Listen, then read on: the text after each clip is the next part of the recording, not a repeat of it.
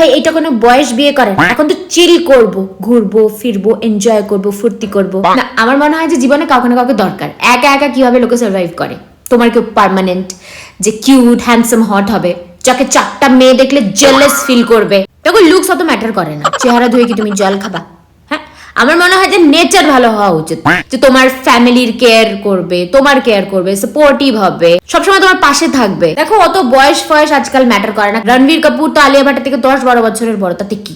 দেখতে হবে ছেলেটা ফিনান্সিয়ালি সিকিউর কিনা, ভালো চাকরি বাকরি করে কিনা। ভাই এখন তো আর বিয়ের বয়সই নেই, এখন বিয়ে করার শখও নেই, এনার্জিও নেই। ভাই এখন তো আর সময়ও নেই, আর লোকের বিয়েও টিকতেছে না। লাভই বলো অ্যারেঞ্জই বলো, কারোর বিয়ে টিকতেছে না, সবাই ডিভোর্স করতেছে। করিশ্মা কাপুর বলো বা উর্মিলা মাতোন্ডকর বা হার্দিক পান্ডিয়া, ক্রিকেটারই হোক, সেলিব্রিটি হোক, টাকা পয়সাই থাক, ফেমই থাক, যাই থাক না কেন, কিচ্ছু ম্যাটার করে না। হার্দিক পান্ডিয়ার 50% চুনা লেগে গেল, তুমি আর টাকায় ভাবতেছো কি? ওই টাকা জমায় ওয়ার্ল্ড ট্রিপে যাও। আবারও বলবো সিঙ্গেল লাইফ বেস্ট লাইফ, এসব বিয়ে ফিয়ে করে কোনো লাভ নাই।